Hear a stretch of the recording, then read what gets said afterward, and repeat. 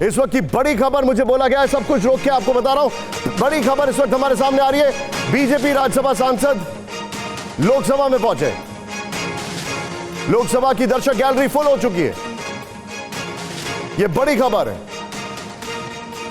PM को सुनने के लिए पहुंचे राज्यसभा सांसद। यह बड़ी खबर हम आपको बता रहे हैं। सीधे मैं चलूंगा आप आनंद के पास। आनंद, ये अपने आप में, मैं इसी खबर पे आपसे सवाल लेता हूं, ये अपने आप में बता रहा है कि आखिर हर कोई जानना चाहता है, क्योंकि जो प्रधानमंत्री बोलेंगे वो शायद हर सांसद के लिए, जो एनडीए का है, उसके लिए एक लाइन होगी टो करने के लिए आने वाले चुनावों के लिए। जी बिल्कुल, हर कोई सुनना तो चाहता है, लेकिन साथ ही साथ यहाँ पे हर कोई गवाह भी बनना चाहता है, क्योंकि ऐतिहासिक मौका होगा। क्योंकि प्रधानमंत्री नरेंद्र मोदी अपने दूसरे कार्यकाल का जो पहला अविश्वास प्रस्ताव है वो उस पर अपना जवाब देने जा रहे हैं। तो ऐसे में हर कोई चाहता है, भले वो बीजेपी का हो, कांग्रेस का हो या फिर दूसरे दल के, वो चाहते हैं कि वो इसके खुद गवाह बने। और यही वजह है कि आज सुबह से ही जो ऊपर दर्शक गैलरी है, भले वो सांसदों की दर्शक गैलरी हो, जैसे कि राज्यसभा सांसदों की गैलरी लोकसभा की है उसके लिए हो, या फिर जो परिवार की गैलरी है, जो सांसदों के परिवार के लिए ऊपर गैलरी बनी हुई है, बाकी जो आम लोग के लिए गैलरी बनी है वो पूरी खचाखच भरी हुई है। क्योंकि हर कोई इस ऐतिहासिक क्षण का गवाह बनना चाहता है। खुद को अपनी मौजूदगी में प्रधानमंत्री नरेंद्र मोदी को देखना भी चाहता है, सुनना भी चाहता है, और वो चाहता है कि प्रधानमंत्री क्या बोलेंगे उसको वो लाइव सुने। और यही वजह है कि लगभग 1.5 घंटे पहले ही हम आपको बता दें कि सभी गैलरी जो है फुल हो चुकी है। हमने भी प्रेस गैलरी में भी जाने की कोशिश की तो हमारी एंट्री नहीं हो पाई, क्योंकि लिमिटेड सीटें होती वो भर चुकी थी। और यही हाल जो है बाकी दर्शक गैलरीज का भी था।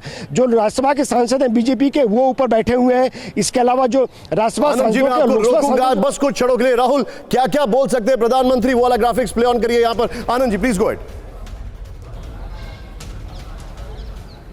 और साथ ही मैं आपको बता दूं कि यहाँ पे कई दूसरे स्टेट से भी बीजेपी के नेता आए हैं और उन्होंने भी लोकसभा की जो दर्शक गैलरी है उसका अपने पास बनवाया। हमने राजस्थान के 3-4 एमएलएज को देखा, इसके अलावा यूपी के 1-2 एमएलएज यहाँ पे आए थे जिनको हमने देखा। इसके अलावा भी कई स्टेट्स के बीजेपी के एमएलएज आए हैं, उन्होंने अपना पास बनवाया दर्शक दीर्घा गैलरी में बैठने का और प्रधानमंत्री नरेंद्र मोदी को लाइव सुनने का और देखने का। क्योंकि हर कोई जानता है कि जो प्रधानमंत्री आज बोलेंगे वो विपक्ष को जवाब देंगे, वो सरकारी कामकाज को बताएंगे, लेकिन साथ ही साथ वो 2024 का नैरेटिव भी सेट करेंगे। तो ऐसे में हर कोई चाहता है कि खुद प्रधानमंत्री नरेंद्र मोदी के भाषण को देखे।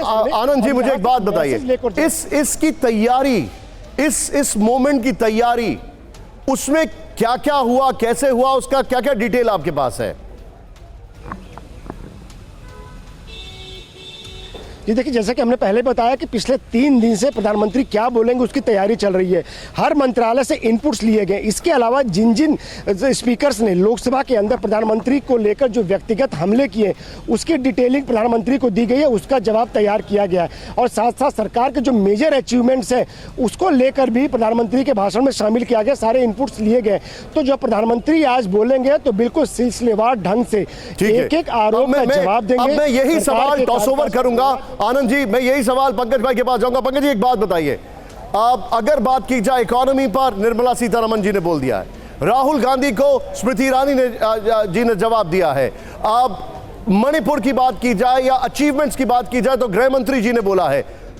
व्हाट मोर, वो एक्स फैक्टर क्या होगा इस भाषण में, वो एक्स फैक्टर क्या होगा इस जवाब में जो वो देने वाले हैं, या क्या हो सकता है? देखिए निशांत, सबसे बड़ी बात यह है ना कि कहने का अंदाज क्या होता है। स्मृति ईरानी ने भी वही बात कही, अमित शाह ने कही, निर्मला सीतारमण ने कही, लेकिन कहने का तरीका उसको सबसे खास बनाता है। प्रधानमंत्री नरेंद्र मोदी अपनी बात जिस अंदाज में कहते हैं उसके लिए दुनिया भर में जाने जाते हैं।